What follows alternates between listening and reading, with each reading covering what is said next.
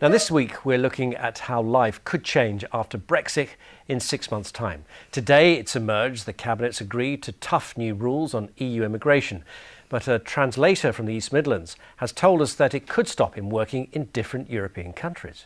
Simon Barnes now lives in France and he's worried that he could lose his rights there too if the government doesn't reach a deal on Brexit. Our social affairs correspondent Jeremy Ball has been to meet him.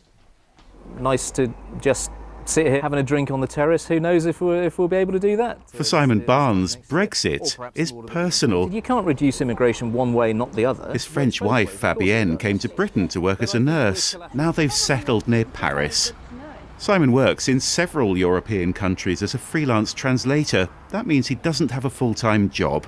I have an irregular income, so it's not as though I can produce salary slips. If there were no deal, then I might become overnight an illegal immigrant with no right to live or work here. Even if I were to get, for example, a work permit, I'd be stuck in France. Would I be able to travel to Germany to meet clients or colleagues? Not as it stands. I thought, oh no, we should have moved the savings from England, and now it's too late because the pound's gone down.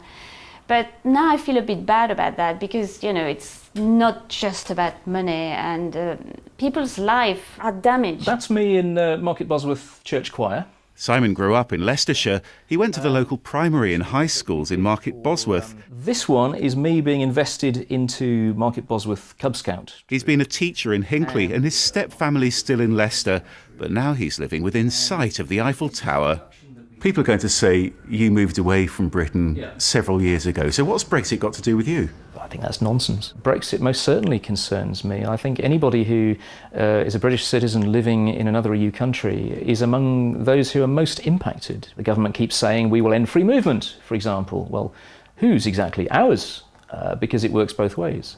And he's just one of well over 1 million British citizens living in other EU countries who've gone to work, study or retire, everywhere from France and Spain to Cyprus. The government says protecting their way of life is a Brexit priority. But until there's a firm deal, there are still very big questions about how Brexit could affect their rights here and what it could mean for everything from their jobs to their pensions. I've got a UK pension and there's a lot of speculation at the moment as to whether pensions will be paid into overseas bank accounts. I feel abandoned, and yes, I do feel betrayed because I don't think the government is really taking into account the effect. So now Simon's hoping to protect his rights on the continent by applying for an Irish passport using his grandma's nationality for what he describes as his Brexit escape route. Jeremy's back with us now, all the way from Paris. There are, I guess, quite a lot of British citizens in Simon's position. What's the government saying to try and reassure them? Well, their key message is don't panic. In fact, there's been a letter from the Prime Minister saying their rights are her first priority. And in fact, those new controls on freedom of movement won't apply to people who've already relocated. And actually, she's already reached an agreement to protect everything from their health care to their employment rights. It is a little bit more complicated than that, as you'd expect, though. Yes, it is. First of all, that agreement depends on the government reaching a wider Brexit deal. Secondly, even if there is a deal, well, it doesn't necessarily guarantee that Simon can continue working outside France. No. So what happens if we end up leaving the EU without a deal?